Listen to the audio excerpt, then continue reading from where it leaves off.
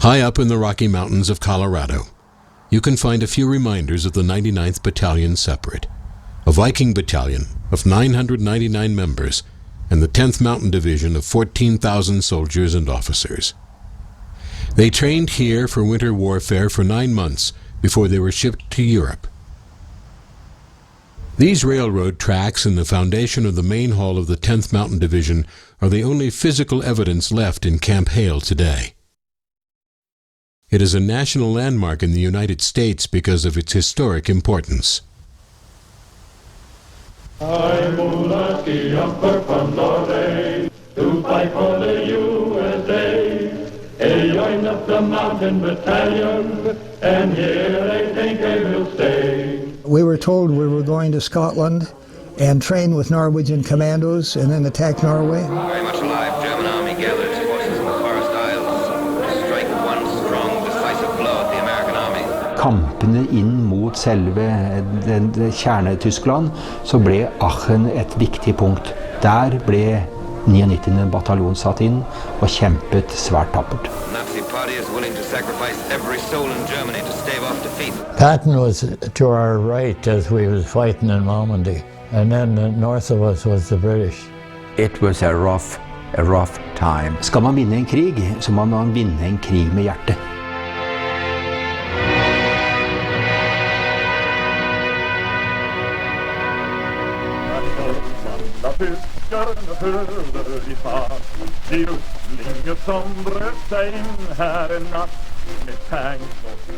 I can remember my dad telling me old Army stories and about his time in the ski troops.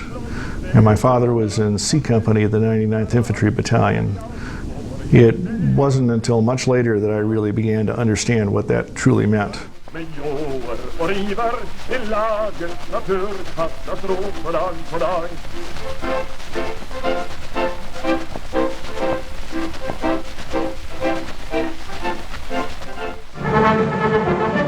Vi holdt ut til seieren var vunnet, og dagen skulle komme den 7. juni 1945, som dannet klimaks på den vidunderlige tid vi hadde gjennomlevet siden okkupasjonens mareritt var forbi. You know, it really was back in 1945. I was just a kid. And I remember when the king came back on the 7th of June, and my brother and I, he's a year younger. I was almost 5, he was 4, and the whole family, except my aunt, she was 14, she and my brother and I were not allowed to go to Oslo with the rest of the family because all of Norway is going to be there. Sjaluppen ligger klar, og kongen går fra bordet, fulgt av kronprinsesse Märtha. Could be a month or 2 later, we were in Oslo for some kind of a victory parade or something, and then I remember you saw the Yankee soldiers. I knew they were Norwegian-American soldiers, but never gave it a thought again until I came out here. And my son and I said, let's go up to Ski Cooper.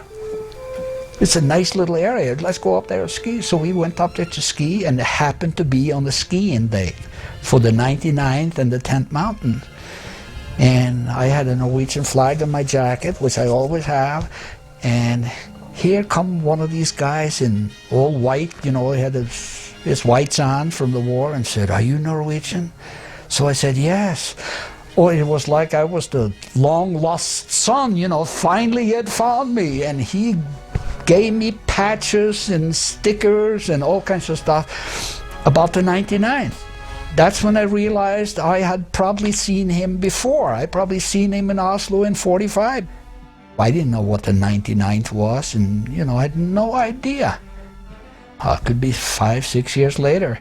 We found out there was 1,000 guys here, you know, either Norwegian or Norwegian descent that had trained out there.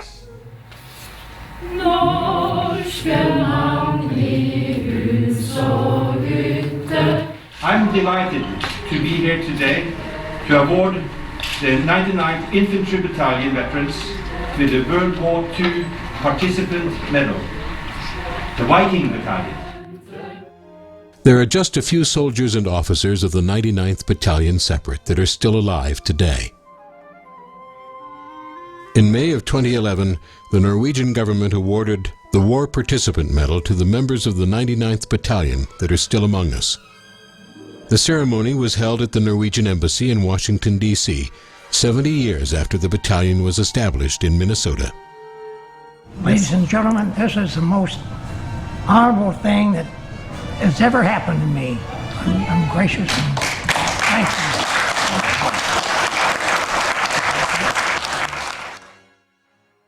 The 99th Battalion Separate was an American mountain ski battalion who were either Norwegian citizens or of Norwegian descent. It also included a handful of men from Sweden and Finland. Today, there is a memorial site in the Colorado Rockies where they trained for winter warfare from December 1942 until August 1943. There is a street named after the 99th Battalion at Malmedy, Belgium. There is also a monument not far from some of the fierce battles of World War II, and where some of the members were killed in action during the last 9 months of the war. A few of the 99ers that were killed in this region of Belgium are buried in the Henri Chapelle American War Memorial Cemetery. The battalion fought along with more than 1 million other Americans to free Europe from the Nazis. There is a memorial at Sletta in Norway. Many of the 99th Battalion members were Norwegian merchant marines who got stranded in the United States when Norway was invaded April 9, 1940. This is the story of these brave men, told by some of them. It was a group of men that fought for their love of their newfound homeland and for the country they left behind. Kjøst og hevig pakka, og alle hevig takka. Nu vil jeg fara over til Uniten, yes you know. For kven kan livet... The 1920s saw a swell of emigration from Norway to the United States. Many families left because of poor economic times in Norway and the deadly Spanish flu that swept the country. In Wisconsin, Minnesota, and the Dakotas, there were more than 100,000 families of Norwegian descent. Most families spoke Norwegian at home. The new shipping line, Amerikalinjen, made it easier, faster, and more convenient to travel back and forth between Norway and the United States, and strong bonds developed between the two countries. Ja, mitt inntrykk av nordmenn i USA før 2. verdenskrig var at det kanskje var enda tettere bånd mellom nordmenn her hjemme og de som både hadde emigrert, men også reist litt på lykke og fromme for å finne arbeid i USA. Norway had developed a merchant marine fleet of almost 1,000 vessels and employed more than 40,000 Norwegian sailors. It was the pride of Norway, and every town along the Norwegian coast had officers and or employees present in ports and at sea all over the globe. In 1939, it was the third largest merchant fleet in the world. And I went out as a merchant seaman on one of Fred Olsen's Benjamin Franklin ship between 37 and 38. I was born by the name of Finn Egon Lintner Olsen, January 15th, 1918. My mother died when I was 4 years old, and then I was adopted by an aunt and an uncle. My father died when I was 12. He very much wanted to come to America. My mother, on the other hand, did not want to come over, but she was a good sport. She came with him, and I was 2 years old at the time that we came in 1923. We lived first in Wyoming. So I signed off that Benjamin Franklin in San Francisco, I guess it was 1939. Fortunately for me, I guess, that ship, when it went through the Panama Canal and out in the Caribbean, got torpedoed, and it went down with every man on the boat. So my parents, you know, for 2 years, they didn't know that I was alive. We left Norway in 1926, and at that time I came to Ellis Island. We took a trip by train across the United States and landed in San Francisco.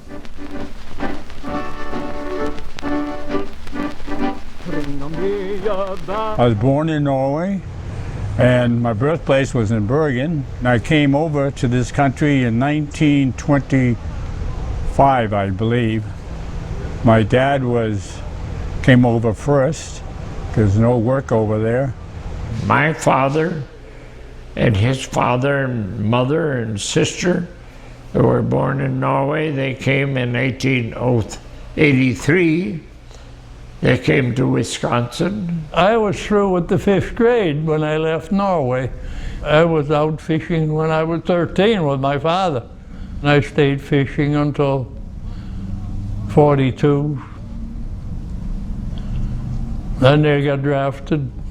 Når jeg var 19 år, så sa jeg til meg selv, nå skal jeg reise til sjøs. Og den 3. mars 39, da satte jeg ring på jenta mi, og da gikk jeg og bor i en stor 16 000 tonner, så måtte man.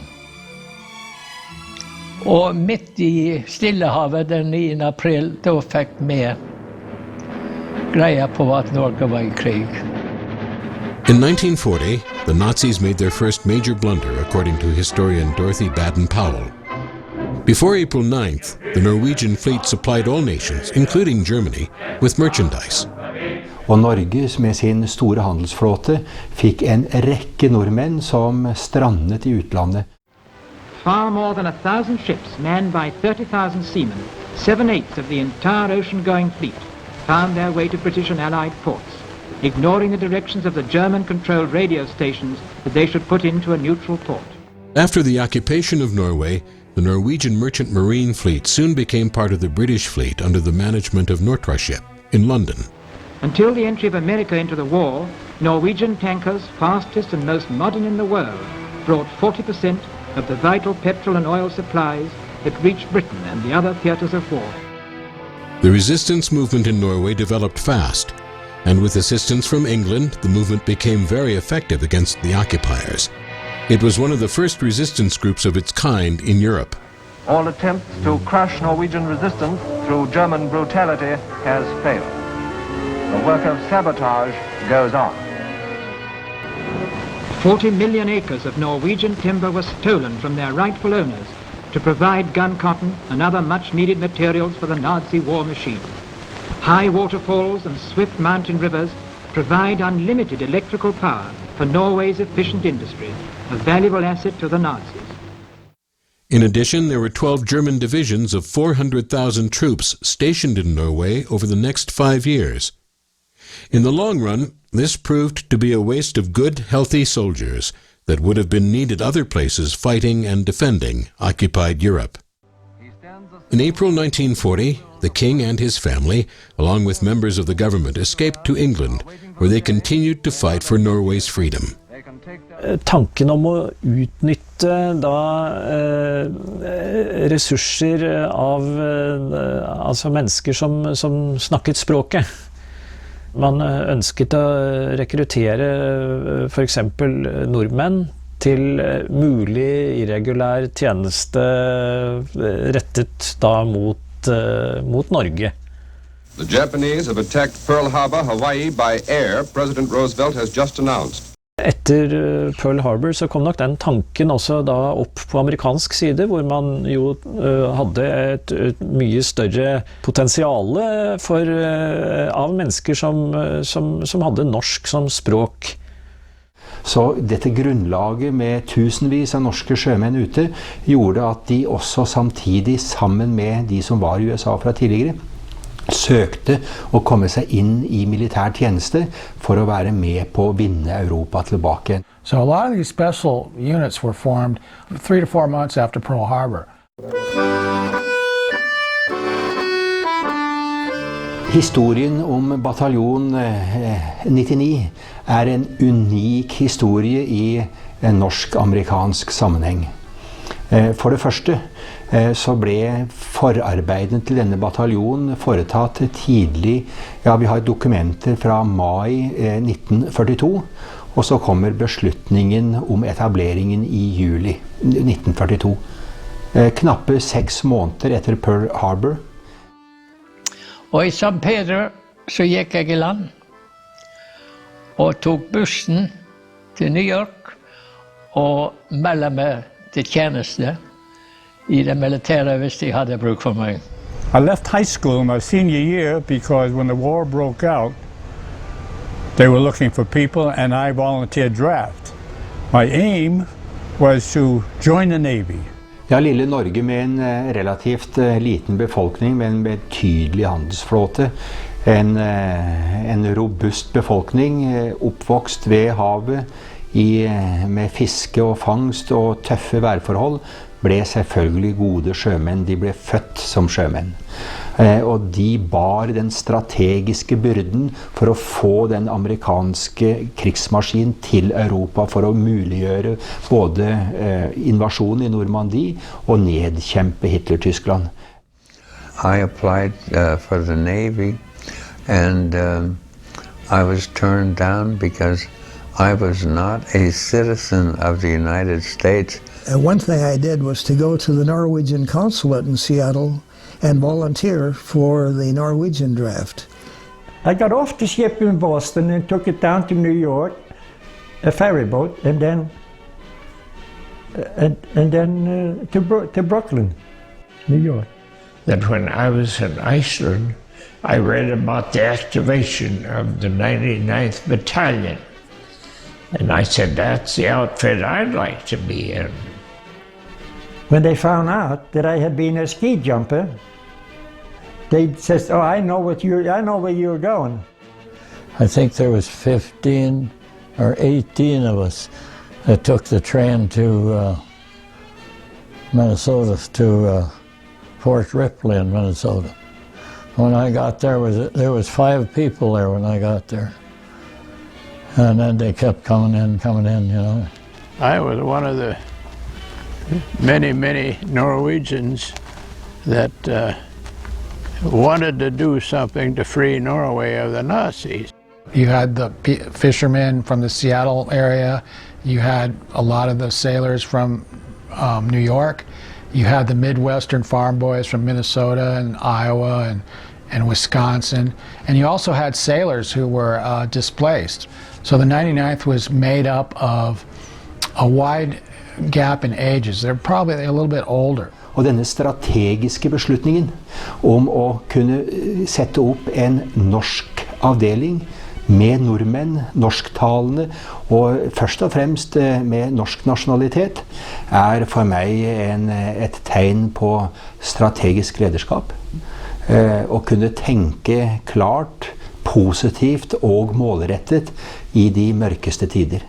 After the snowfall on October 1st, they ended up, it was an early winter and all the tents were knocked down and they ended up being transferred to Fort Snelling. It was around the 1st of October. Tom Lody was finally drafted in spite of his non-U.S. citizenship and was ready to serve in the U.S. military. He was surprised to discover that he was about to join up with many of his Norwegian countrymen. I had no clue that I was going to a special forces created by President Roosevelt, the 99th. At denne bataljonen ble en bataljon separate, altså selvstendig bataljon, også svært unikt. Skal man vinne en krig, så må man vinne en krig med hjertet.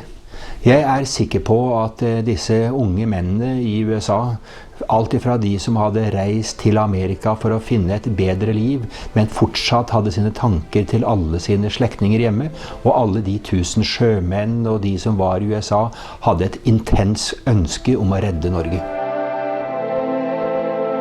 En av kriteriene var jo at du skulle kunne gå på ski. De måtte kjenne til Norge. Så det en ren teknisk sak å trene disse opp til soldater. And finally, the commanding officer thought, you know, we need to move. And they ended up going right before Christmas to Camp Hale, Colorado. They put me on a train and sent us out through by Chicago into Colorado. That's when I found out, when we hit Pueblo, Colorado, that they are starting a 1,000-unit battalion. We can take you today, they said, because they need people, ski troopers, up in Camp Hale, Colorado. Ja, ved å lese historien til bataljon 99 og sette bataljonens historie inn i det store krigsbildet, se på hvorledes Europa utviklet seg i krig år for år, så får man en forståelse av at strategi ikke er bare store tanker om store arméer, men det er like mye klare og store tanker om viktige elementer i militære avdelinger.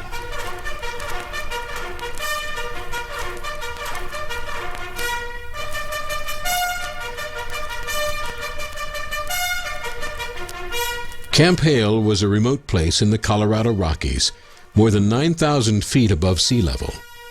The 10th Mountain Division of 14,000 men had already moved into their barracks by the time the men from the 99th Battalion arrived on the scene. The 10th Mountain Division had recruited many Scandinavians, and some of them were excellent skiers. The intention was to train these men for winter warfare before sending them to Europe to fight the Nazis. You are leaving this afternoon on the train for Colorado to be a ski instructor, because I had done that since I was knee-high to a grasshopper. In Finland I have been skiing. I was in Camp Hale with the 10th Mountain Division.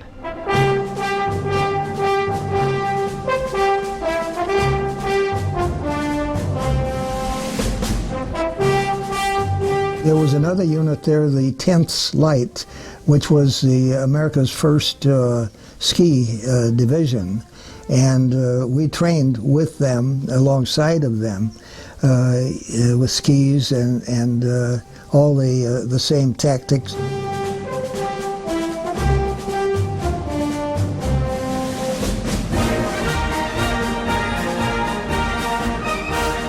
The concept of a mountain division really was formed by C. Minute Dole, was able to convince General Marshall that the United States should have some ability to survive and fight in the mountains.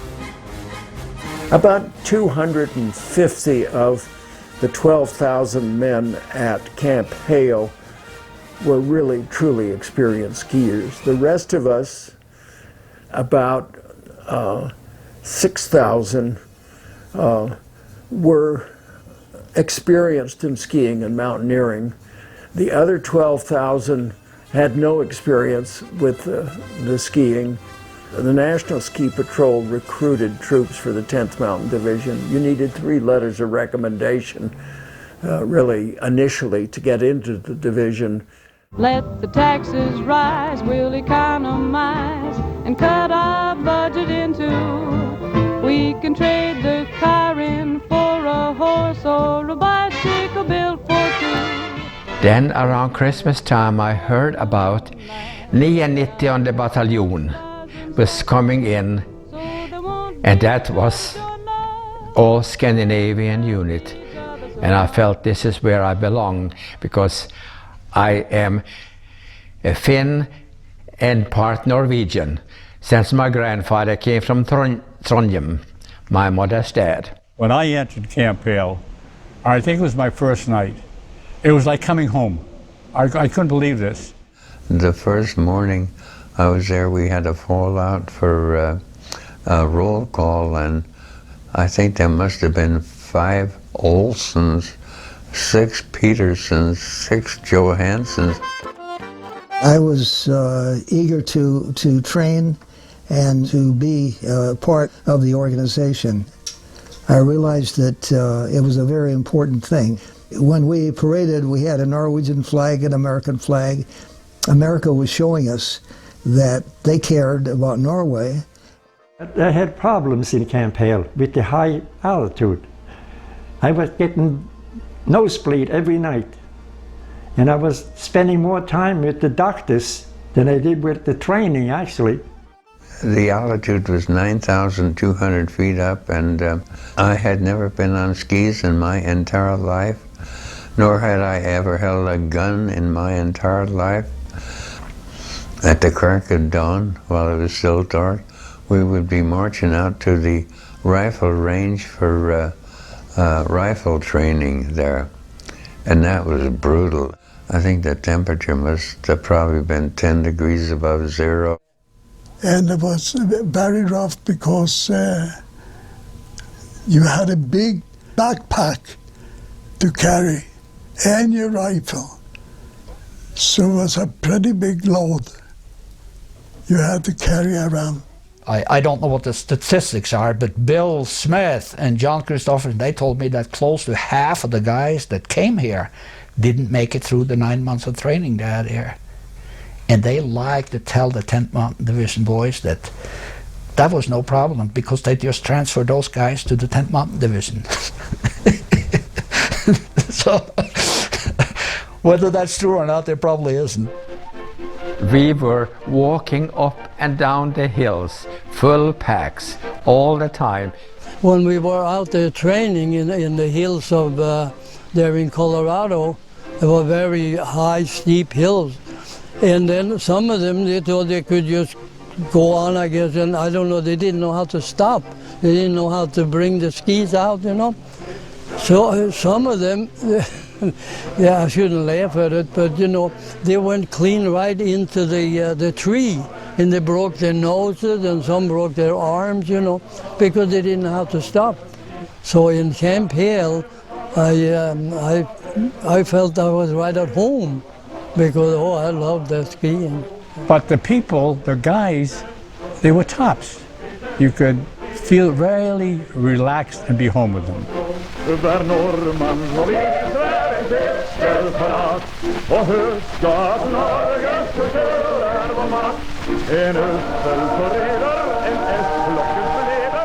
The majority of the new recruits that filled up the ranks at Camp Hale came from the Norwegian Merchant Marine.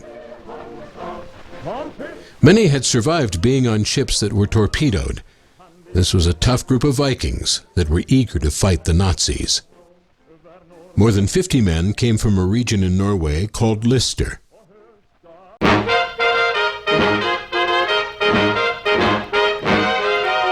This is the Army, Mr. John. This is the Army. No private rooms or telephones. This is the Army. I had my breakfast in bed before. But if you look at the songs that the 10th Mountain Boys sing, you know, a lot of them there's Norwegian in there. The moral of the story is that snowshoes have no use, and poor old Sven no longer gives it war. Oh, give me skis and some poles and clister, and let me ski way up on out the vista you can take. There's a lot of Norwegian, and it's probably the biggest contingent, I think, in the 10th Mountain of foreigners, so to speak, you know. They were not necessarily foreigners, but they had a Norwegian background. Ja, ja, Biskolha, Lute Biskolessa, Lute Biskolessa. Ja, ja, Biskolha, Lute Biskolessa, Brände dem en slus.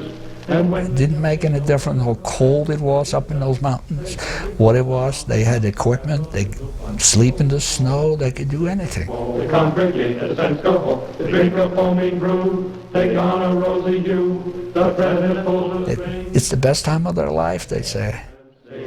Ja, ja, Biskolha, Lute Biskolessa, Lute Biskolessa. Ja, ja, Biskolha, Lute Biskolessa, Brände dem en slus. I started doing research on the 99th, and I pulled the unit file and I began to read what existed of the records of the file. Then I started having questions. Why did the battalion get formed?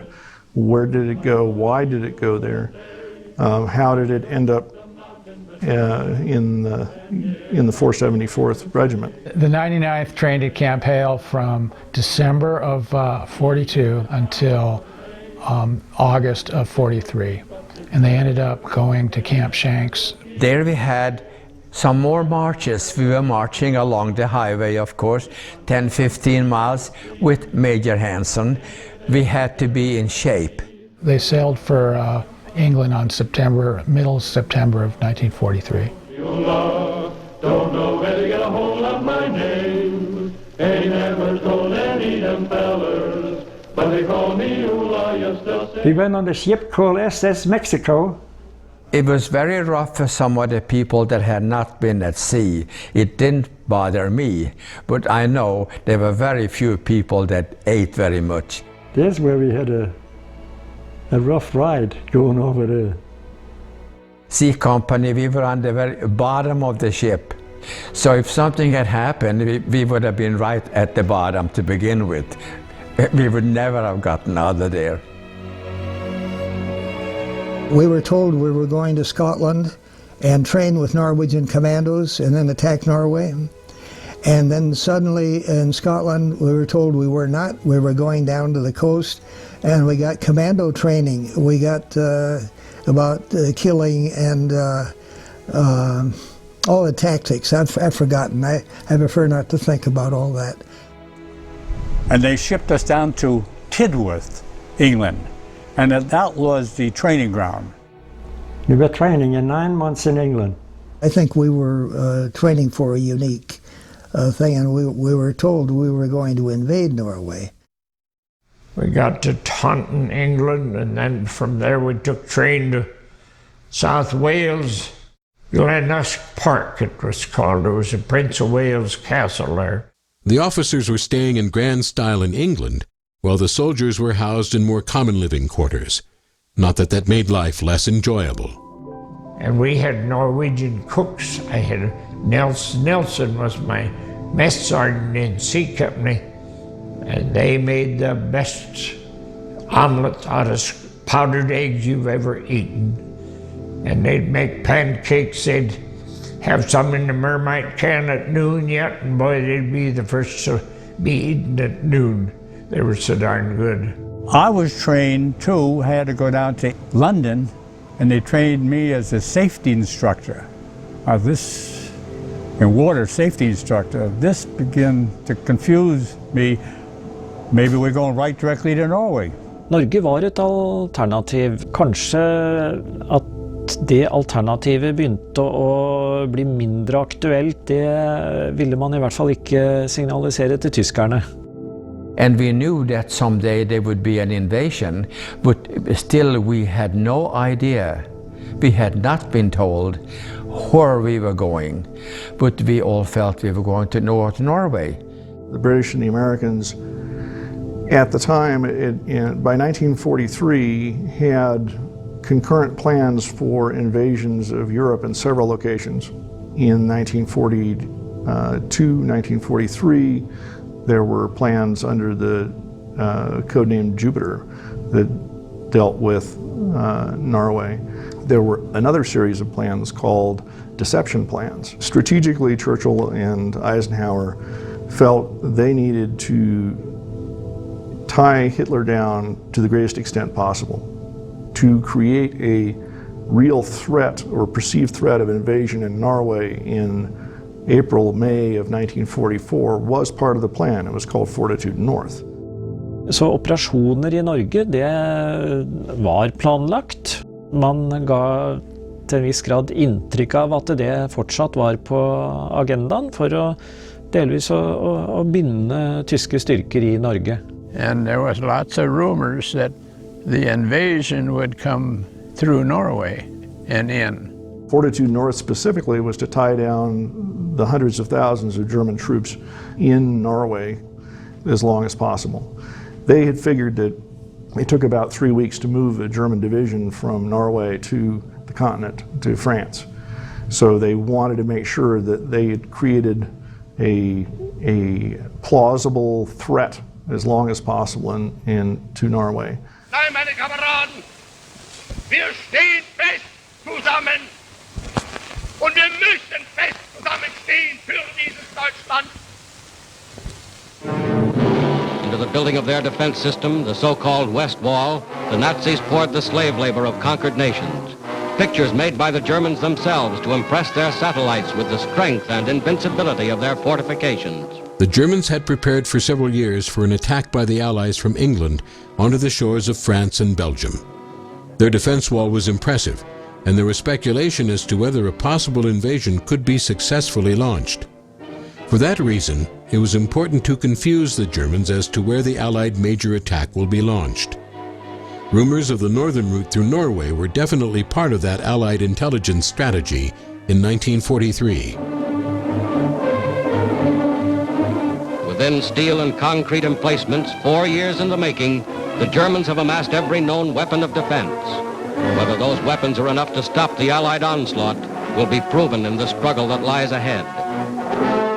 More than 1 million highly trained American soldiers were now prepared to fight against the professional German war machine, including the Scandinavian 99th Battalion Separate.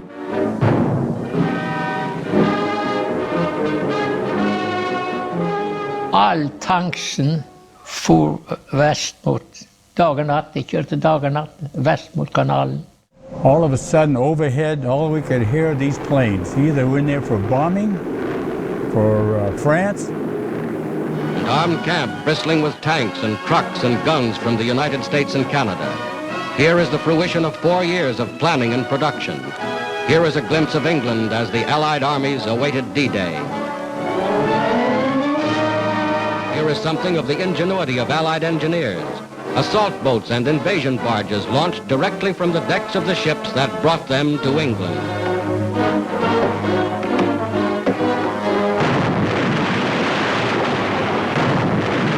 We thought, of course, that we would be in with the first waves, but we were not. Every jeep, every tank, every piece of mobile equipment was assigned its place in the grand strategy of attack.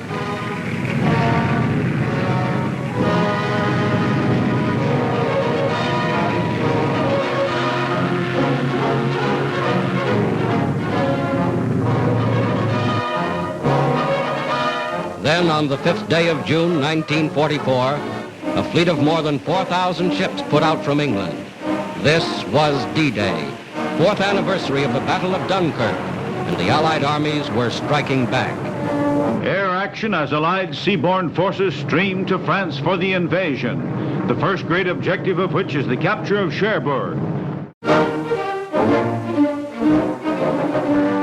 Then they loaded us, and they got us on a ship.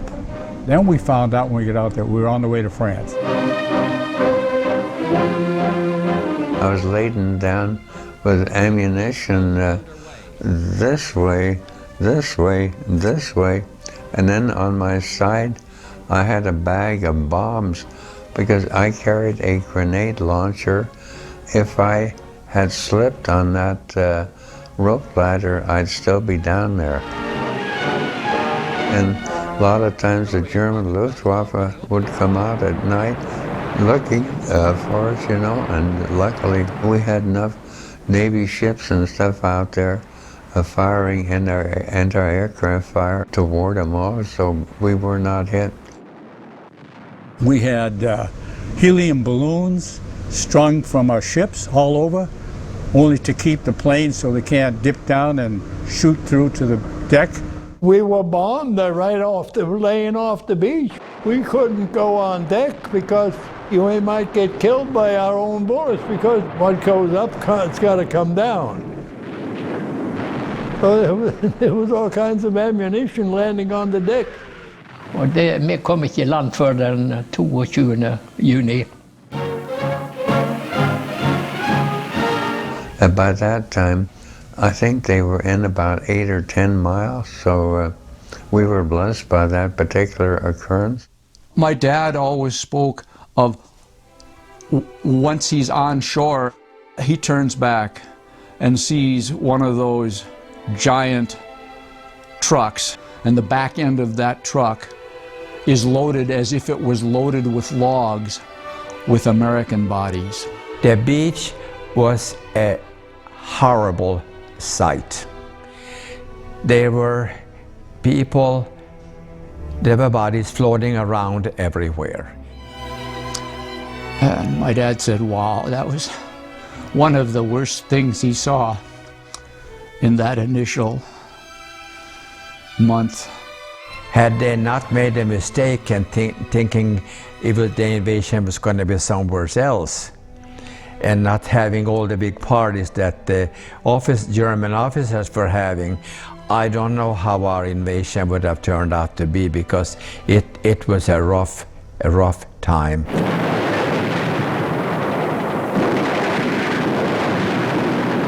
I remember what the officer told us. It was a colonel or something from one of the other. The ones that had landed there before. And he told us that whatever you do is to hit the dirt. When the bullet goes by you, you're okay. Then we started moving in to St. Lo and Carentan. The towns were just in flames. Sorry, but when you think of these things, and the stench was just bodies, animals lying around, and it seemed these towns completely destroyed, and people out around having no place to go, nothing left. When we moved into St. Lo, going through there, it was just nothing but flames, the whole town, and same thing with Carentan.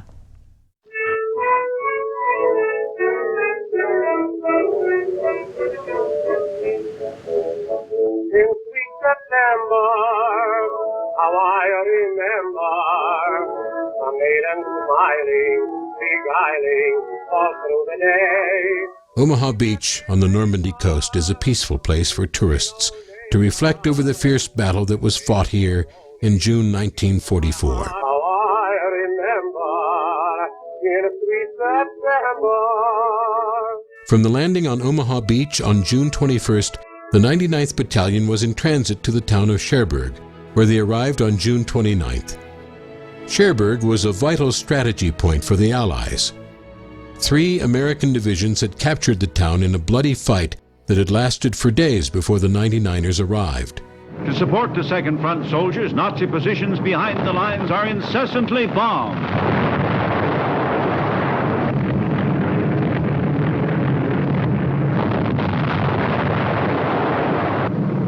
The air strategy is to strangle enemy transport and supply in France and choke the German armies with bombing.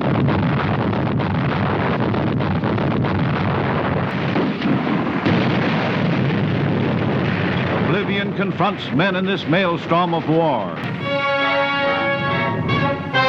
Building captured with its garrison. They're prisoners, and soon their commander will be a prisoner too.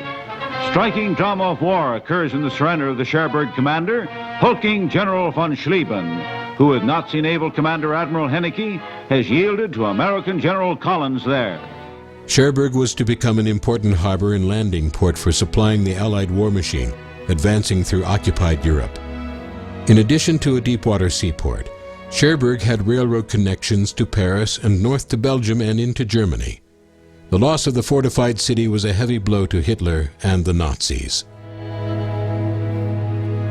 Cherbourg had surrendered, but we moved in there to clean up Cherbourg, whatever Germans that were left there. There was not much fighting left in Cherbourg when we got there.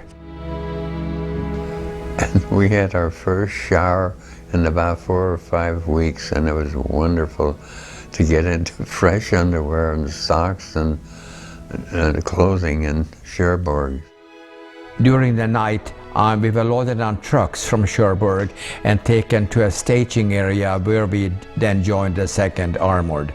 The War Department suggested finding this other organization that could be formed into a regiment and include the 99th in that regiment. Well, the other organization they chose and they suggested was the 1st Special Service Force, or the Devil's Brigade, as some call it. After the rest area began our tramp through the French countryside, and most of us were riding on top of the 2nd Armored Division tanks. Who were famous with their nickname of Hell on Wheels. That was a joy, I can tell you. It was a shaky ride, riding on top of tanks. That the commander of the one group of Hell on Wheels tanks was complaining that only damned outfit in the whole army that my tanks can't keep up with.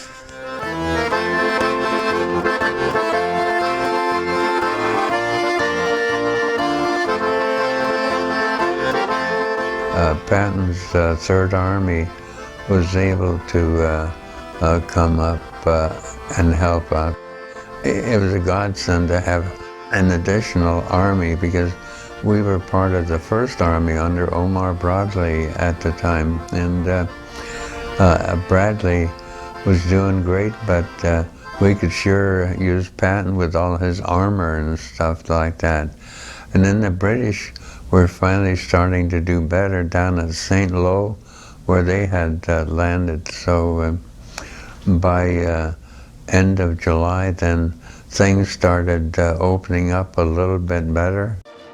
American and Canadian troops are advancing into France and Italy from the south. Soon, Rome is under Allied control.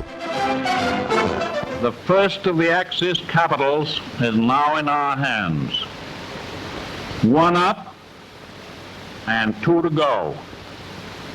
The capture of Rome, with Allied troops receiving a jubilant welcome from the people, was a prelude to the invasion.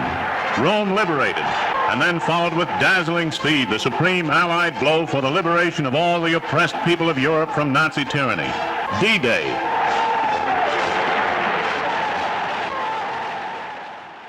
All seems to be going well, and by this time, the 99th Battalion had no casualties.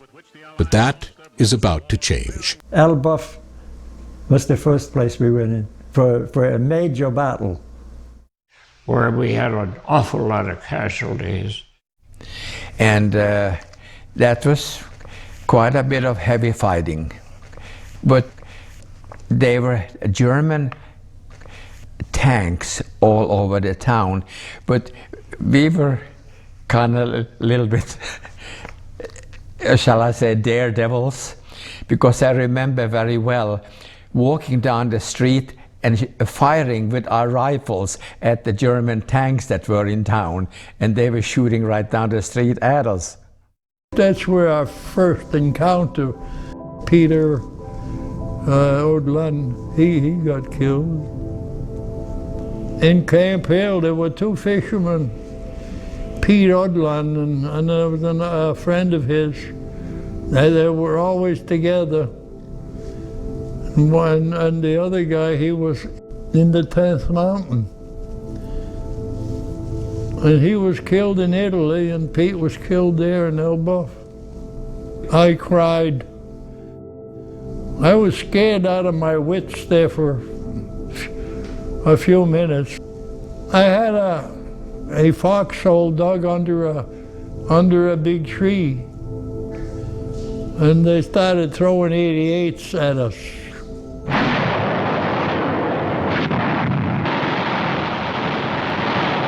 Street fighting with mortal peril at every turn.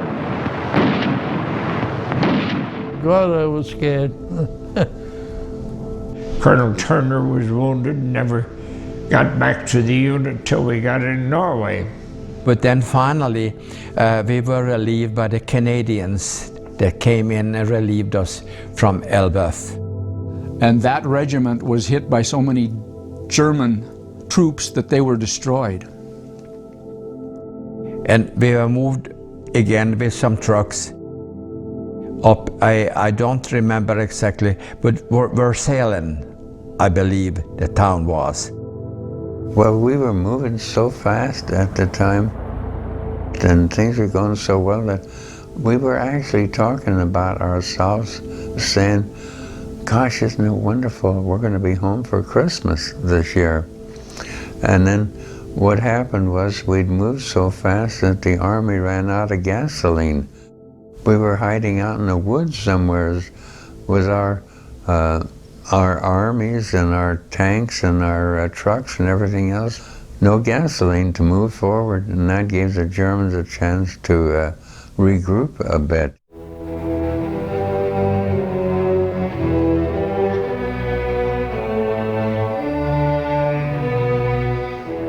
September 15, 1944, was the beginning of the so-called Canal Drive. Heavy fighting will last for 3 days.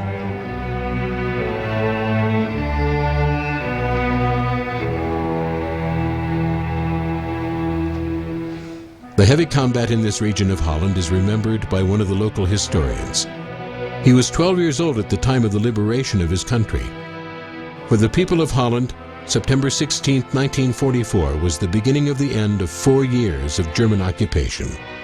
1st September 44, American fighter bombers bombed railways and main ways from Liège up to Nijmegen in the Netherlands. A normal life stopped on the 4th of September. There were no buses, there were no trains, nobody has gone to his job. We stayed home waiting for liberation. And the first Germans retreating. And the 15th of September, from our viewpoint, we could see in Maasmechelen the Belgian tricolor.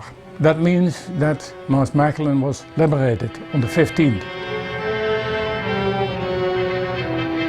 American tank moved from south to north, and with him 40 infantry's.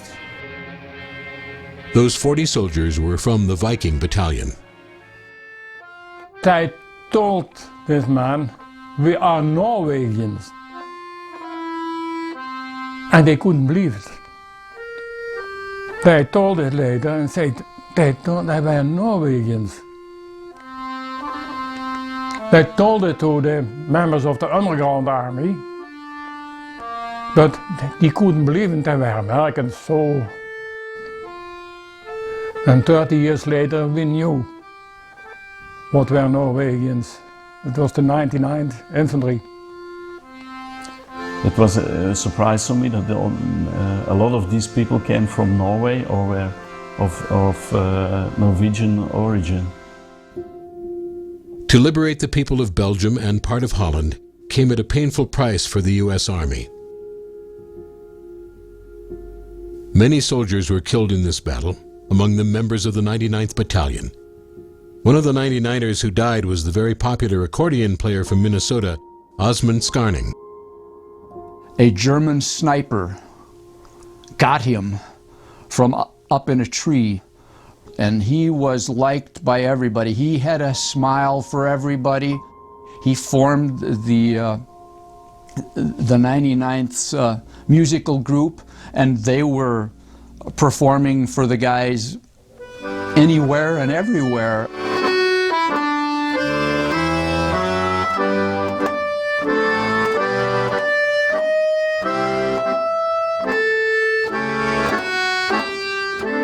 We were riding the tanks of General Harman's division in September on a mission for Lanklaar and Stockholm in Belgium.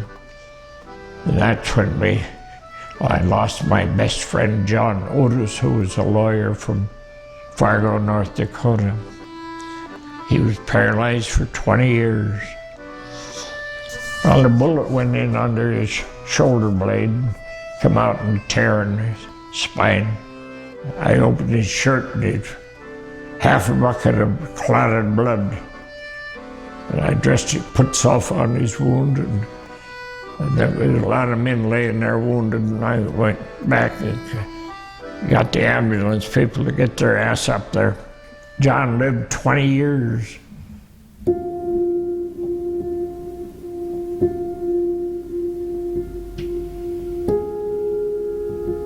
In 2004, the Dutch town of Geleen erected a memorial to commemorate the 2nd Armored Division's liberation of Limburg.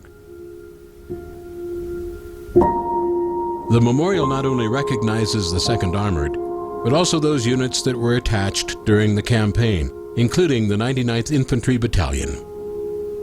Through the meticulous research and vision of Arno Lasso, 65 officers and enlisted men from these units who were killed during these battles had been identified, and this way, properly recognized.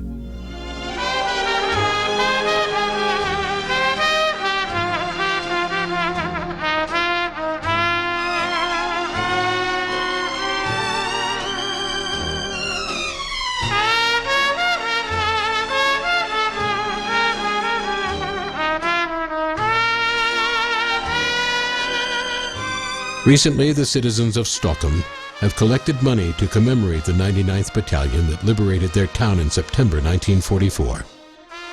They have set up signs and some of the original pictures taken outside these same houses that year. Put up some plates on places where the facts have been going on, and we have put like we did outside the hotel. So if we put every year some few plates and on different places, we could make that very attractive for people who come to here, for tourists, for schools, and you can say you point out to the facts that happened there. By this time, the 99 was losing many members in battle. Replacements were needed. Most of these replacements were Americans with no Norwegian language skills or background. Olin Palmer was one of the many replacements. Well, they were close-knit among themselves, and they had seen combat before, and that's it. For a couple of guys that come in to a close-knit outfit like that, they just kind of stuck to themselves. And it was hard. It gives you kind of a lonesome feeling being in an outfit that has seen combat, and a lot of them from a different country, from Norway. Ja, ja, disco ha, lute disco lessa, lute disco lessa. Ja, ja, disco ha, lute disco lessa, bränner denna tjus. Ja, ja, disco ha, lute disco lessa, lute disco lessa. Ja, ja, disco ha, lute disco lessa, bränner denna tjus.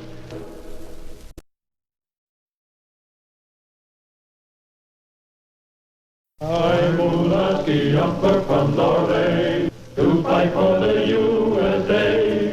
I joined up the mountain battalion, and here I think I will stay. We were told we were going to Scotland and train with Norwegian commandos and then attack Norway. Very much alive, German army gathered its forces in the Forest Isles to strike one strong, decisive blow at the American army.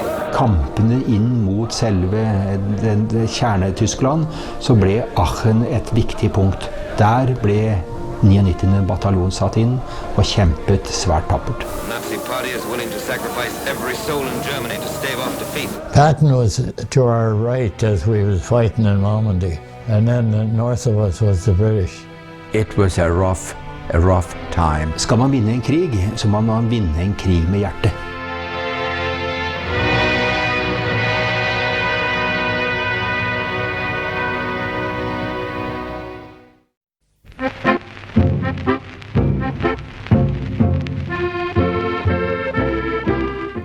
The Germans are now retreating on all fronts in Europe.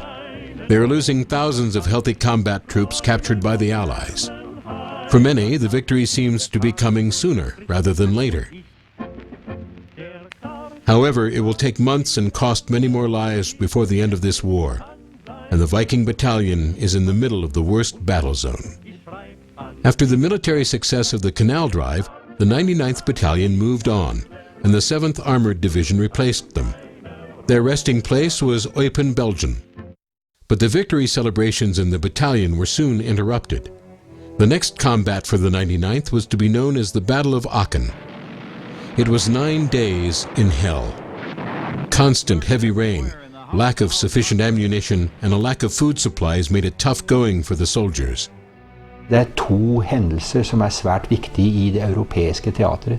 Det ene utenfor byen Aachen, Aachen ligger lengst vest i Tyskland, på grensen mot Nederland. Er en strategisk viktig posisjon. Og under kampene inn mot selve kjerne-Tyskland, så ble Aachen et viktig punkt. Der ble 99. bataljon satt inn og kjempet svært tappert. We were with the ones that were going to help to close the gap around Aachen. And our artillery and German artillery were coming in all over. You don't know who was shooting at who.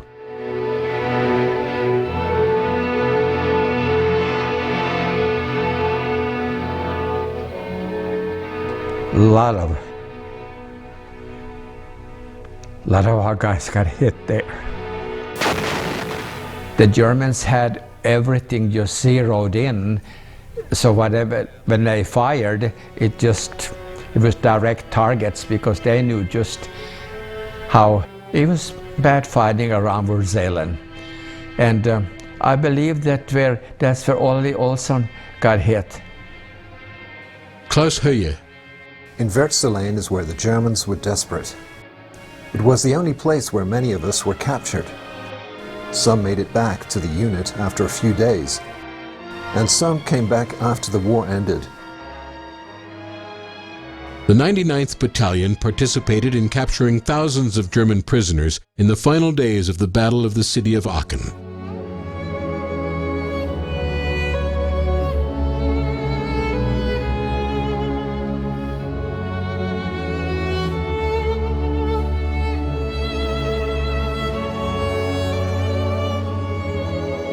We took thousands and thousands of prisoners, you know, the German prisoners. They were a daily chore, really, when we went up and through.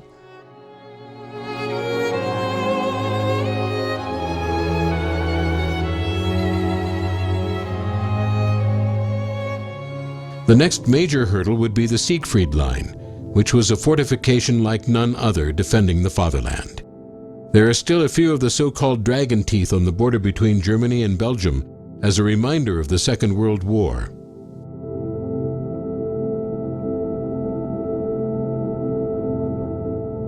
There was one night they couldn't go any further, so we were told to go under the tanks for protection. So in the middle of the night, and I felt my nose was right way. I couldn't even turn my head hardly.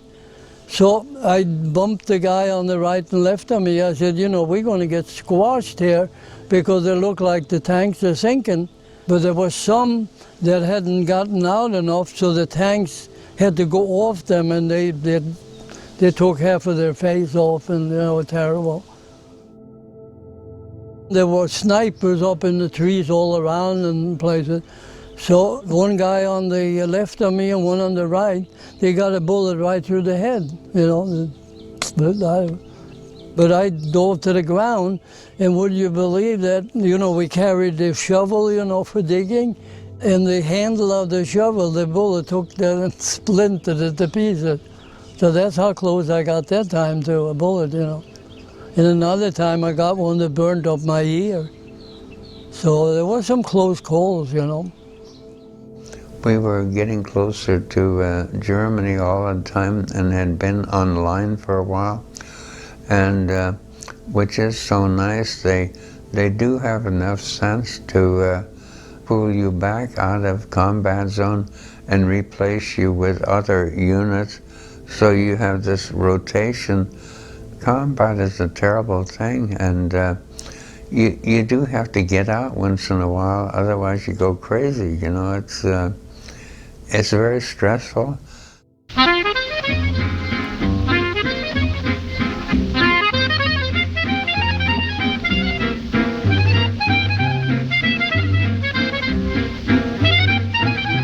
The advancement towards Germany was going according to plan. The 99th Battalion was part of Patton's Third Army at times, and after the liberation of Paris, the successful canal drive and the Battle of Aachen, the troops were confident that they might be home for Christmas, 1944. We were in a rest camp one time at Henry in Belgium. Colonel Hansen stopped in one night. "Scottum, you're getting fat. We got to get into combat," he said. But I wasn't fat. The time since the Canal Drive has been quite restful for the battalion, but that is about to change. The biggest counterattack by the Germans of World War II is about to start.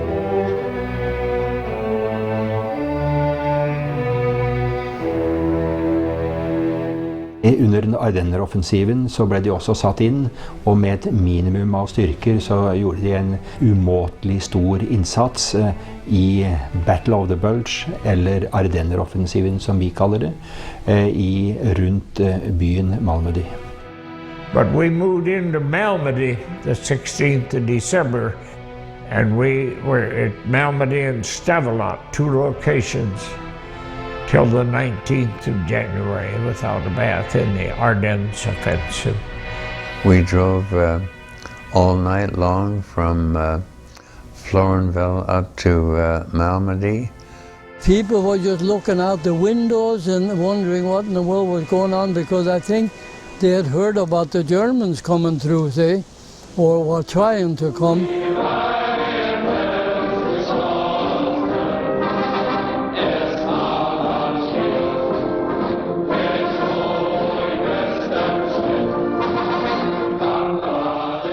Early fall of 1944, Hitler was desperate and planned his last major offensive against the Allies. The Nazis are now pushed back to their own border, and something had to be done. This counteroffensive was to be known as the Battle of the Bulge. The very much alive German army gathered its forces in the Forest Isles to strike one strong, decisive blow at the American army. New and refitted divisions were brought up under cover of fog, darkness, and forest. Malmedy was the town at the foot of the Ardennes Mountains, where the 99ers were in the front line when the Nazis came with a counterattack that surprised everybody. Today, it is a small, quiet, and peaceful town, but in December 1944, Malmedy was turned into a hellish place.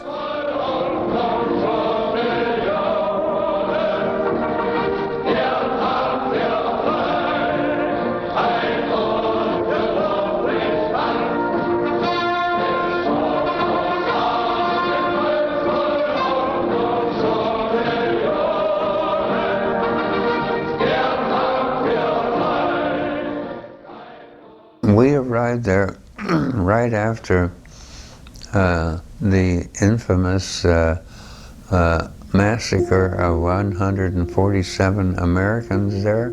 My company commander contacted me, and he said, "We hear reports of an American unit in trouble somewhere out here."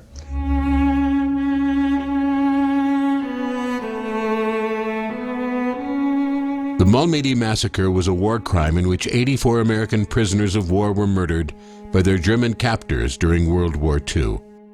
The massacre was committed on December 17, 1944, by members of Kampfgruppe Peiper 1st SS Panzer Division, a German combat unit during the Battle of the Bulge.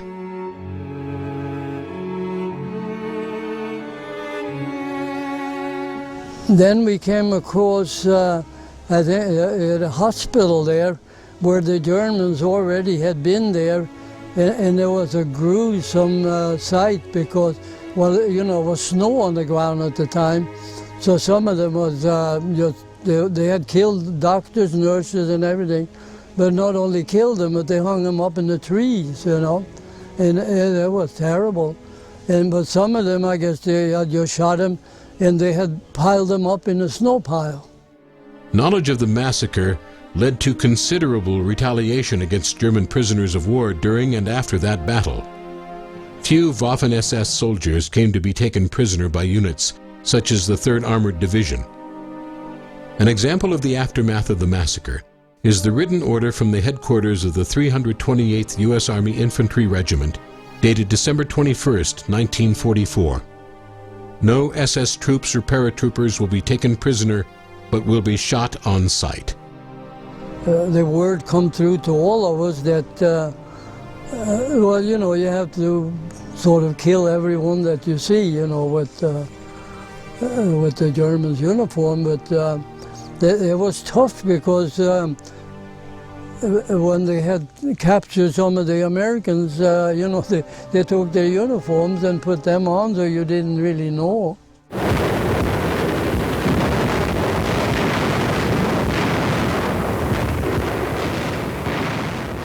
There was a great big barn over to the side. It was just loaded with American soldiers wounded there. There was blood all over the floor. I mean, it was gut-wrenching to see these poor souls. That is how a war is. Wasteful, unpredictable, uncertain. The massacre, as well as others committed by the same unit on the same day and following days, was the subject of the Malmedy Massacre Trial, part of the Dachau trials of 1946. The trials were the focus of some controversy. That was my first day in Malmedy, was just blood. The jeep that I was assigned to, they would only stay on the shift maybe for a couple of hours, and then we get new men to take over. And one of the times when we come, that jeep and the two guys that had been in it, they were blown to bits. We couldn't find the dog tags, nothing. There were parts of the jeep was there, but that was it. There was some place in Belgium, I believe. There was an officer shipped from America. So he was brand new, and I happened to be on guard. And I told him, be careful, because right over at the end of the woods, on the other side there is full of snipers. 4 or 5 minutes later, he was shot dead as he got killed right there. He didn't listen. Between 11 and 12 o'clock, the 30th Division came in. Rounded and cut off, fought in a sea of enemy armor.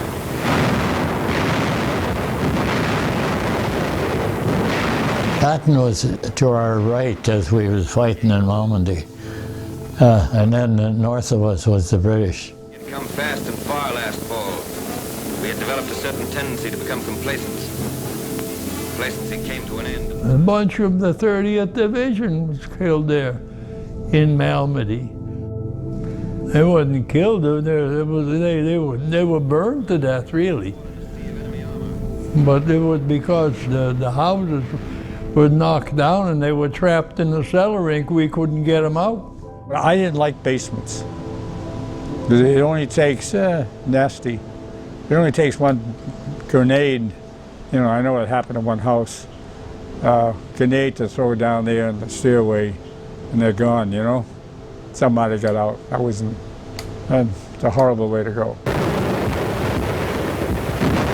About noontime, the Germans came with a heavier attack, but then there was a division to knock them out. The weather cleared and the Air Force took to the skies to bomb and strafe and fight the rejuvenated Luftwaffe to the ground. Christmas Day, and there was a bunch of British planes that bombed the hell out of Malmedy. Somebody called in the air support, and they shelled us on the opposite side of where we should be, off the river. And the British made a mistake. They dropped some 500-pound bombs on us and not the enemy. There's where we lost quite a few. In fact, I was in a trench and a guy not far from me, oh, his name was Farmer Johnson. Yeah, he got killed there. And we had it secure on Christmas Day. I don't know, I guess communication was bad. We were on duty 2 hours on and 2 hours off, just day and night, all the time there. Things started going right about the time we got over to Stavelot. By then, the air had cleared, the skies were cleared, the Air Force was out, and the Germans really had no chance at all. They were being bombarded right and left. Their tanks were being crippled right and left. There was, they were just bombing and strafing the heck out of them on every road that they had been on. And then they had not been able to get at our fuel supply dumps and stuff like that. We were really worried about, or concerned, I guess I should say, was that would we live through the next day? And we saw Liège being destroyed in the horizon, and the V1s and V2s were, it was a hellish situation. But we were still there the next day, and then the Germans, they had abandoned the attack on us. I wouldn't be here if that had happened. Vi lå ute I dette været I sno og kulde I 32. Vi vasket oss ikke på hendene engang. Hvor skulle vi vaske oss henne? Og etter 32 dager, da beordret legene våre at vi skulle ut av kampsonen, for nå var det nok.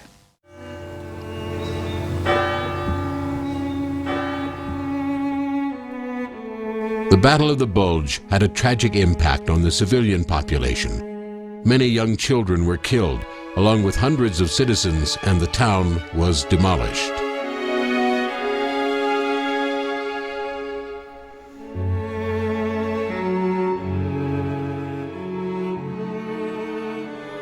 In Montmédy, the citizens raised a memorial and named a street in memory of the 99th Battalion's actions at the Battle of the Bulge, which freed the town from Nazi occupation.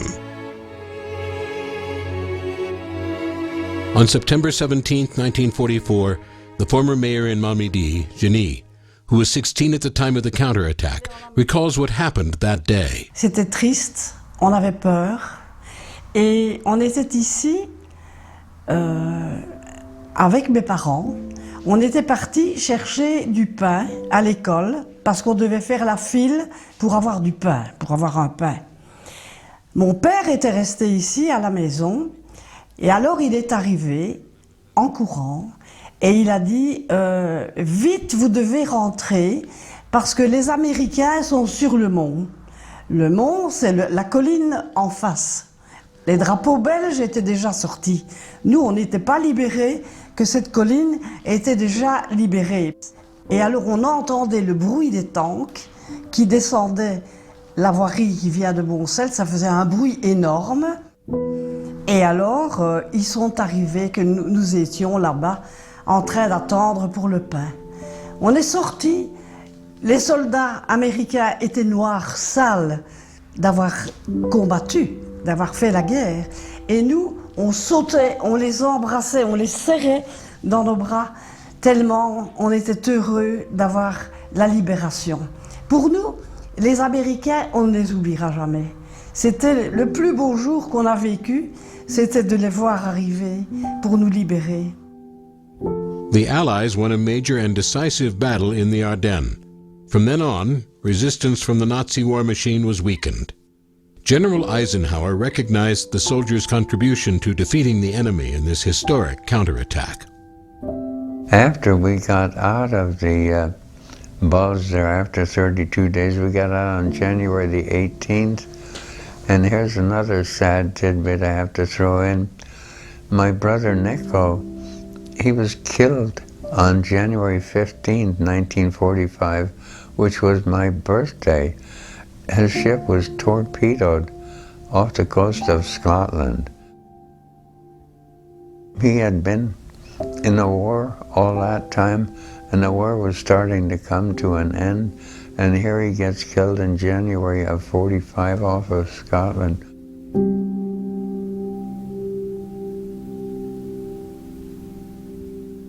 January, after the Battle of the Bulge, they took the 99th and moved them out of the front and formed a regiment. And they trained in Barneville, France. So they were out of the line for 2 months, refitting. They were also getting new weapons, new vehicles. And they ended up in April being the security regiment for Patton's Third Army as it moved through Germany and into Bavaria. One of the things we did was to escort the gold from the mine, I've forgotten the name of the mine, to the bank in woods outside Frankfurt. We knew we were hauling a lot of stuff, you know, but we didn't, you really didn't know what it was. But we were guarded. We had tank in both ends, and we had air cover. We had a pretty big convoy. I forget how many trucks we had. But I and Carlson run the convoy, so we were running up and down. We could only go 35 miles an hour. That's when that guy wanted to get by us, you know, that he was some kind of a colonel of some kind. He was really mad. He didn't like that. We showed him the orders and he shut up. He stayed behind. In early April 1945, elements of Patton's Third Army discovered enormous Nazi treasures hidden deep inside the salt mines in the vicinity of the German village of Merkers. In these deep underground mines, the Germans had hidden their national art treasures, huge stockpiles of gold and silver, in addition to large crates of stolen valuables and looted personal belongings. During the last days of April 1945, the 99th Infantry Battalion was given the dangerous task of transporting these treasures from Merkers to Frankfurt. The heavily guarded convoy, made up of vehicles from the 99th Motor Pool, was given the code name Task Force Hansen. Toward the end of the war, they had duty where they would go around to the towns where Patton was going to set up his headquarters, and they check for people that were left behind or infiltrators or sabotage. So, you know, that was the regiment, the 474th, which the 99th were part of. German radio has just announced that Hitler is dead. I repeat that. The German radio has just announced that Hitler is dead. We got to Regensburg on the Danube when the war was over. That's where we were. We were mopping up, picking up German survivors and German soldiers that were left their companies and anxious to get home. And to come home, I've counted every minute of each livelong day. Been so melancholy since he went away. I've shed 1,000,000 teardrops or more, waiting for the one I adore. I'm waiting in the depot by the railroad track, looking for the choo-choo train that brings in. Peace was a reality in Europe. The Allies met with the Russians to celebrate the victory that had cost so many human lives and had devastated Europe to a rubble. It will take years to rebuild. The 99 Battalion was involved in more than 100 days of combat fighting from June 44 until May 45.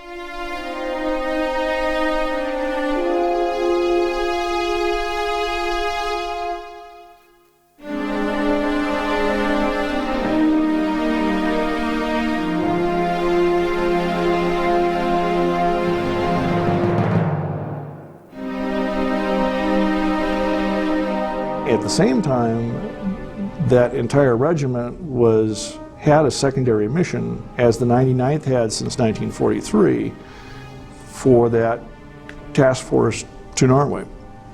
So the 474th was deliberately created to provide that combat element to go to Norway at the end of the war. And as they began to move across Germany, periodically the nightlight forces were contacted and say, you know, stand by, you still have another mission, be prepared to move to the coast when needed. At når Tyskland falt, og med dette store antallet med tyske soldater i Norge, så hadde de fortsatt en betydelig stridsevne. Og Festung Norwegen, det var fortsatt håpet og også frykten for at disse ikke ville overgi seg. På det tidspunktet var det svært få allierte avdelinger som kunne ivareta norsk sikkerhet. Vi hadde vår egen hjemmefront. Den spilte en svært viktig rolle. Men det var Scottish Command med general Thorne, med noen få tropper som kom til Norge. Derfor var det helt essensielt for å holde tyskerne i ro at nettopp 99. bataljon ble straks overført fra Frankrike og kom da til Norge umiddelbart etter frigjøringen. Like før frigjøringen styrtet et 4-motors Liberator-fly ned på Plukkukjønnfjellet i Snåsa, og 12 amerikanske soldater satte livet til. Det er 2 andre svært viktige forhold som knyttes til bataljon 99. Det å holde tyske tropper i Norge, slik at ikke disse skulle settes ytterligere inn i Ardenner-offensiven, så ble det arrangert en koordinert jernbanesprengning i Norge. 7. august var det minnehøytidelighet for de falne soldatene, og general Donovan, som var sjef for de amerikanske styrkene som opererte bak fiendens linjer under krigen, var til stede. For å hindre overføring av de store styrkene fra Lappland sør gjennom Norge til Danmark og inn i sluttkampen om Tyskland. Operasjon Rype, organisert av senere CIA-sjef Colby, er kjent i så måte, hvor de gjennomførte betydelige sprengninger av jernbanen i Trøndelag-området. Bautasteinen over de falne står som en varde på fjellplatået, med navnene til de falne risset inn i en klebersteinplate. Høytideligheten begynte med honnør. En avdeling av heimevernet i Snåsa var æresvakt. Nettopp disse soldatene ble rekruttert og tatt ut av 99. bataljon for å sette inn i denne operasjonen Special Operations Group i Norge. Og her spiller bataljon også en ny rolle. Fra å være en konvensjonell Mountain Infantry Battalion, så går de nå over og blir en spesialstyrke. Og dette er de første spede operasjoner som peker inn i det vi i dag bruker så mye av, og som vi investerer så mye av, nettopp spesialstyrkene. Major Calby, sjefen for den avdelingen de omkomne tilhørte, fortalte om deres innsats, og deretter talte den amerikanske flyattachéen i Norge. March 24th, 1945. Operation Reaper left Scotland with 36 paratroopers, all trained at Camp Hale, in 8 American Liberator bombers. The target was Yerveshire near Steinkjer. 4 of the planes never made it to Yerveshire. 1 had to return to Scotland, 1 plane crashed at the Orkney Island, and 1 went down at the mountaintop by Plukjern, where the memorial is held. The rest of the unit successfully accomplished their mission. Så ble kransen fra den amerikanske ambassadøren lagt ned, og en søster og en far av 2 omkomne la ned den siste hilsen. General Strugstad la ned krans fra Norges forsvar, og til slutt Jan Bålsrud fra kamerater i kompani Linge. May 30th, 1945 was the next and last assignment for the Viking Battalion when they were ordered on board to finally sail to Norway.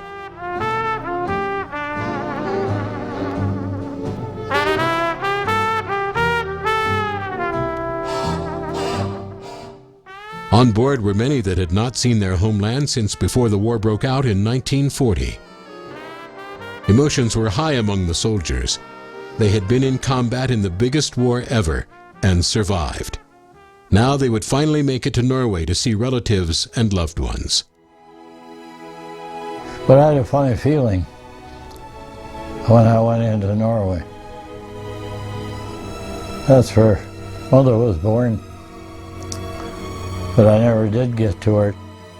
This is too late. And I remember going up the Oslo Fjord. I was going to finally get to the land of my father's birthplace. And it was quite a treat for me, really. Norway welcomed us with open arms. De fleste tror jo at 8. mai, da var alt over, og det var fryd og gammen. Men i Norge sto det altså uthvilte tyske styrker på land, kystartilleri, luftforsvar, marinestyrker, som hadde en betydelig stridsevne, og som kunne utgjort en alvorlig trussel i vårt land og på den skandinaviske halvøy. å kunne få en ordnet avvikling av dette, med hjemmefronten, med Milorg, med planlegging fra general Thorn, og ikke minst bataljon 99, som kunne komme inn i hovedstaden og ta kjernen, og også være med og kunne gjennomføre ryddige operasjoner for å ta ut nazistene, ikke jeg i tvil om et viktig bidrag for en fredelig avvikling av tyskerne i Norge. And we'd be the first Allied troops, other than the paratroops that the English had gone. So they landed us, so to speak, going into Karl Johan, which is the main street of Oslo, and we proceeded up, and it was exciting. Almost all members in the 99 Battalion were very interested in contacting their relatives as soon as they landed in Oslo. This was also a priority and enforced by the High Command. Many had not been in contact with their families since the war broke out in April 1940. Well, they came on the loudspeaker that if anyone had family that they could reach, to go ashore, we could get a special pass. The Americans wanted us to visit our families. This was stressed. And so the Norwegian government owned the trains. Trains were free, streetcars were free, buses were free. Well, coming back to Norway, for me, it was like coming back home again, and it was very, very touchy because really, I got emotional because I knew that, my parents would come. And the Norwegian people made a strong and long-lasting impression on members of the Viking Battalion that summer.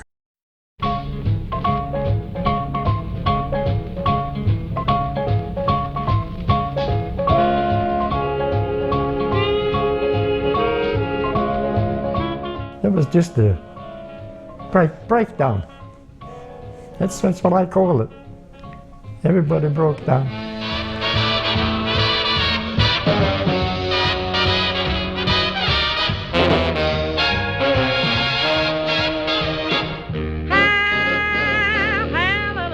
We talked Norwegian to everyone there, and I couldn't do anything wrong. No, they loved it. Oh, the people were nice. Oh, man. They were there with bouquets of flowers, and it was indescribable how nice that was. They couldn't do enough for us. What little bit they had, they gave it to us.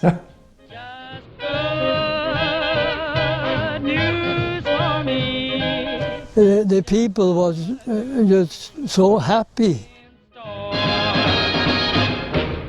So roll the car out, we gotta get moving. Hang a star out, my guys approving. When we are out, we really get grooving. Life's improving, my guys come back. Tell that preacher man. Norway was now finally a free country, and King Haakon was returning from exile in England with his family on June 7th. En fantastisk begeistring løfter seg mot gråværshimmelen, samtidig med at skipene på havnen stemmer i for fulle sirener. Og på slaget 12 skjer landstigningen, nøyaktig efter programmet som det alltid har vært kongens skikk.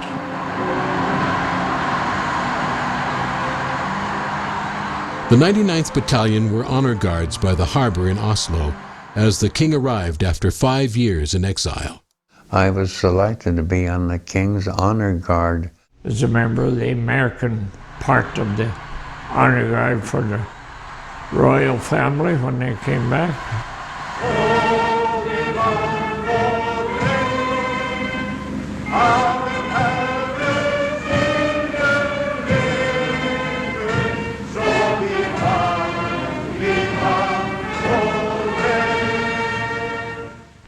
Bare det å sikre kongens og symbolikken av kongens return til Norge var et viktig symbol for det norske folk, men ikke minst også å ha profesjonelle, krigserfarne soldater, norsktalende med et norsk verdigrunnlag, til å reise ut og arrestere nazister og SS-personell som hadde gjemt seg i falsk uniform blant tyske tropper. I disse første operasjonene etter frigjøringen så spilte bataljon 99 en viktig rolle.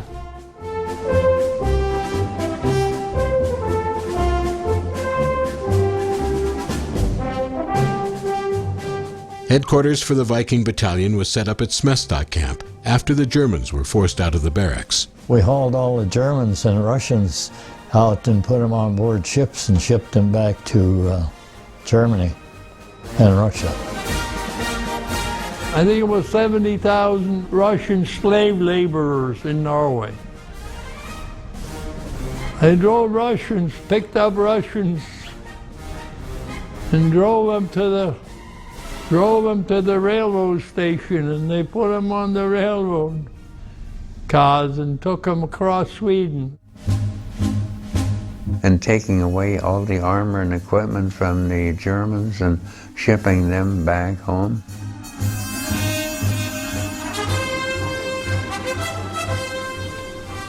That was our duty over there.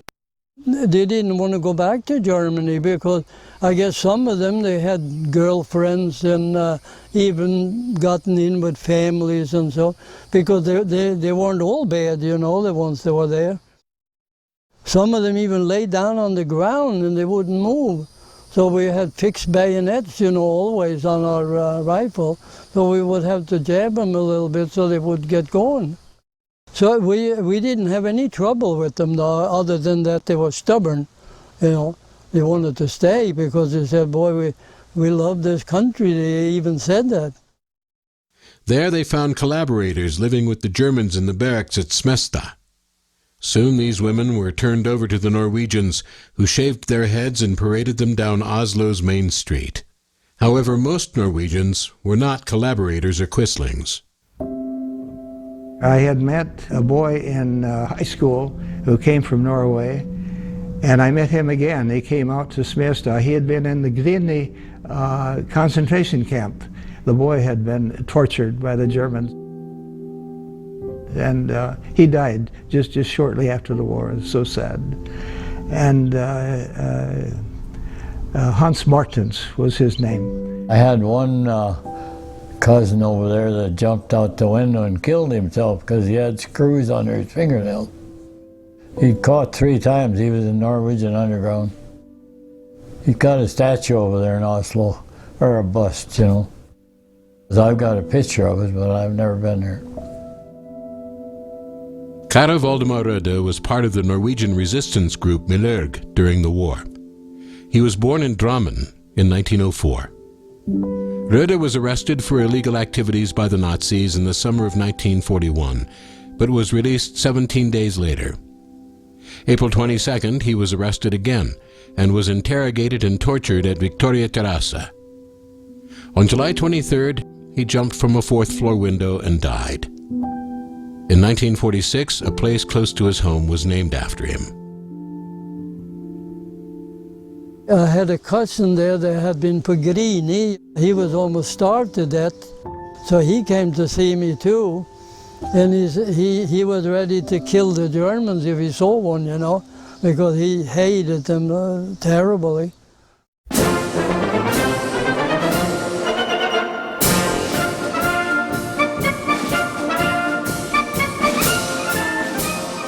There were many parades in Oslo that summer.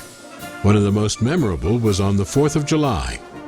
We paraded to the palace when we were in Norway up Karl Johans gate, and Kong Haakon would view the troops.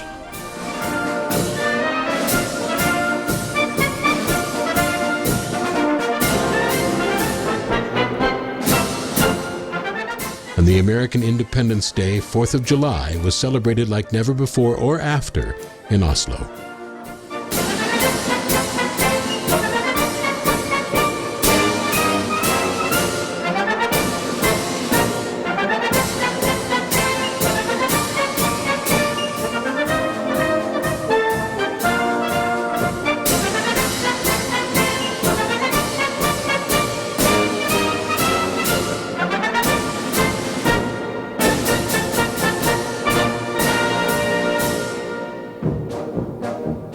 Crown Prince Olaf and his very popular wife, Crown Princess Marta, were both present at most of the activities.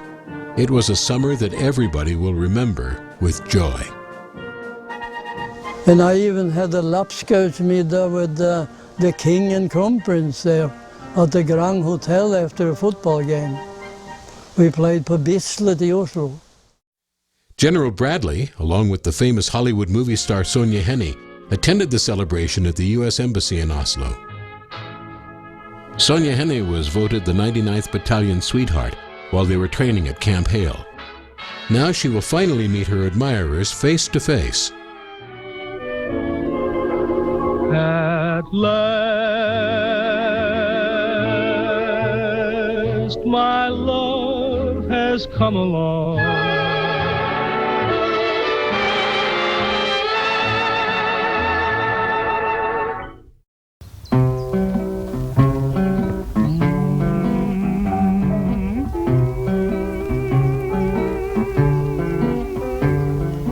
I'll get by as long as I have you. John Peterson had been engaged before he left Norway. He did not know if his fiancée was still waiting for him.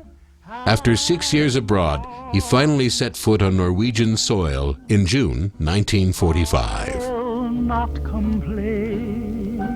Då ringde jag naturligtvis hem. Ingen förbindelse på 6 år. Och i Oslo så fick jag nödigt 8 dagar fri. För jag sa jag skulle hem och gifta mig. Och då var det en sergeant som ser på kartet som var på kontoret hans över hela Norge. Ja, men det tar nog inte så lång tid att resa hem. Ja, säger jag må resa med lokalbåt eller utan alltså på 2 dagar det gjorde jag, men krigen var ju förbi. Jag hade inte varit hemma på 6 år och så började han att krangla om varför jag skulle ha 8 dagar för att hem och gifta mig. Men jag fick nog 8 dagar. Så den 11 augusti 1945, då gifte jag mig. Och då var det inte mat någon plats, men vi hade nog trots allt ett pent lite bröllop på matfäktejobb.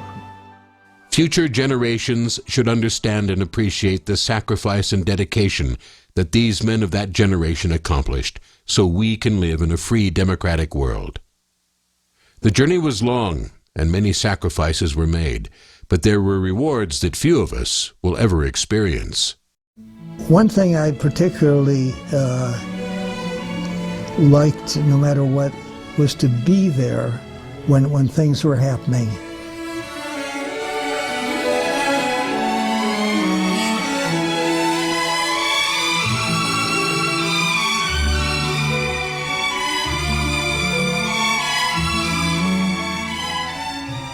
To actually be in France, to actually be in Norway, to see it and feel it, and you know, it was a very moving thing, and I really savored that, to learn as much as possible and to see, and in this case to watch the people enjoy and to recover from what they had just experienced.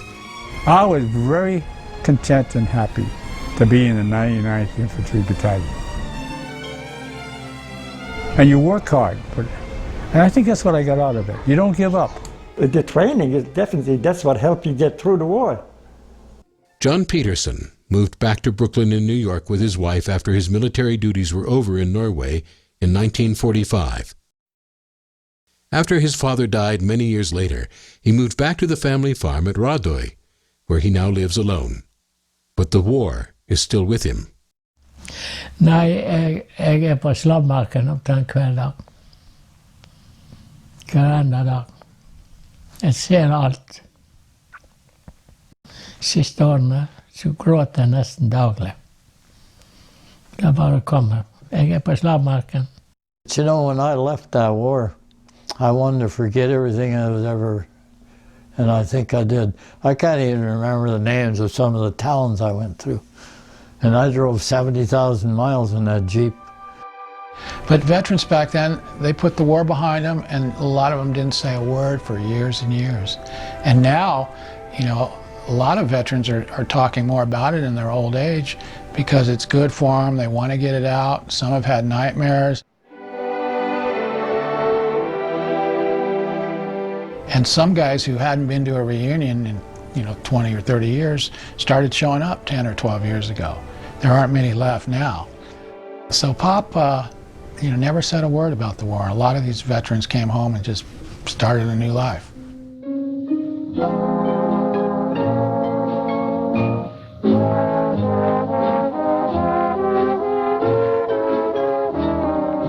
I'll be with you. After I came back to the States, I had been writing letters to my dear friend Lillian Grace Christopherson. I actually met Lillian when I was 8 years old, and I married her when I was 28 years old. And we were married for 60 years.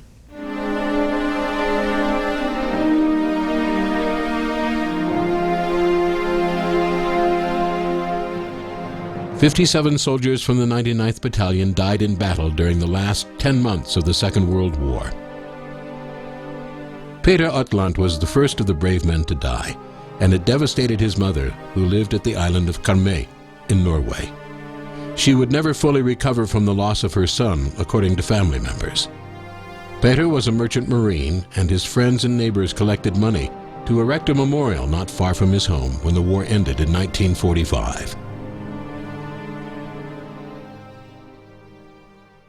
The soldiers in World War II were not professional soldiers in a way that each of them, most of them, were pulled out of whatever they were doing, their lives, their hobbies, their families, you know, and put into a uniform and brought overseas to fight for something that we all wanted to regain, was our freedom. And I think that aspect is really interesting. I'm not sure we would see this again today. Visiter les cimetières américains, en France notamment, hein, à Colville, etc. Chaque fois, je pense à cette jeunesse qui, dans le fond, est venue se faire tuer ici, beaucoup, grièvement blessée, pour libérer tout un peuple qui n'était pas le leur. Et ça, vraiment, je trouve que c'est quelque chose qu'on ne doit pas oublier. Toute cette jeunesse américaine, quand on voit là-bas en France, sur les plages du débarquement, qu'on les a débarqués là, et qui devaient monter cette colline pour arriver, ils se faisaient tuer. Moi je n'ai pas oublié. J'ai un profond respect. On a visité plusieurs cimetières américains. Right after the war, the locals here wanted to express their gratitude to this great American generation. And what they would do is they would pick the grave of a soldier in random, or pick the grave of a soldier they had met during the war. And they would come and visit the grave as if it was a member of their own family, because they knew the families back in the States couldn't come very often. And this still happens today. Regularly we have requests for adoptions. Et ça, je ne vais pas oublier. D'ailleurs, je vais au Memorial Day à la Neuville, quand je peux, parce que c'est un hommage à l'armée américaine.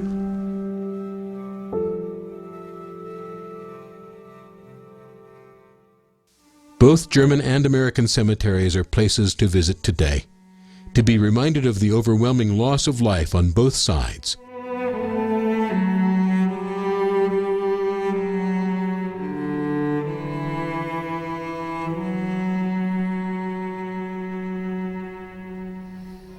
And so, as on 52 other Memorial Days past, we gather here to pay tribute to the 999, not because they died, but because they lived.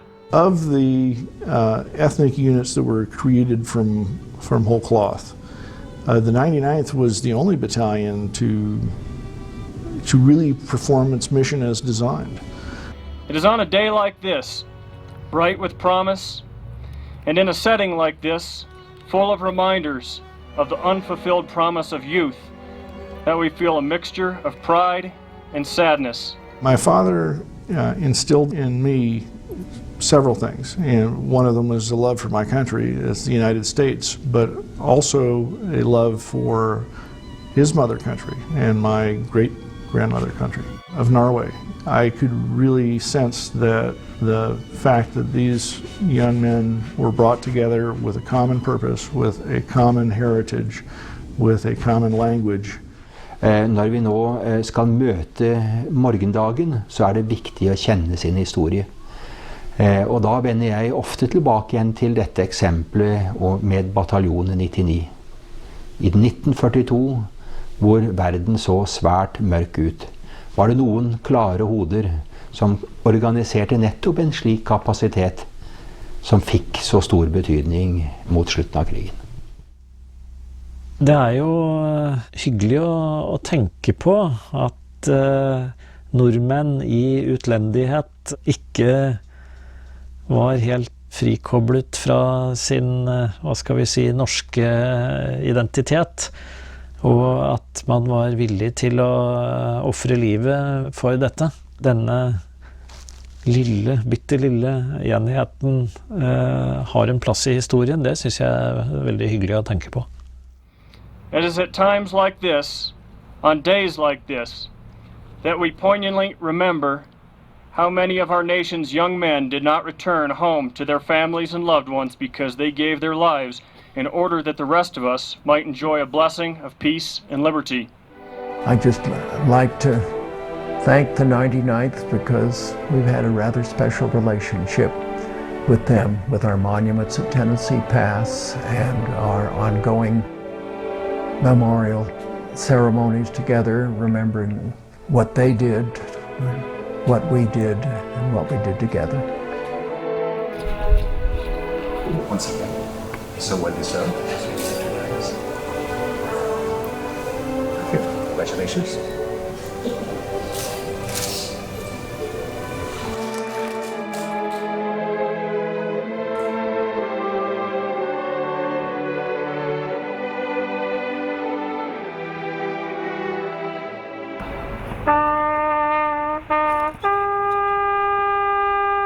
I was born in Norway, and my birthplace was in Bergen. 41 and 42, I was ski jump in New York. Mange tusen takk, gutt. All the big and small and big, they all come dressed in ski and rig, young until they're blue, and then when they get through, the president pulls a string and they all begin to sing. Ja, ja, vi skal ha Ludvig Skolessa, Ludvig Skolessa, ja.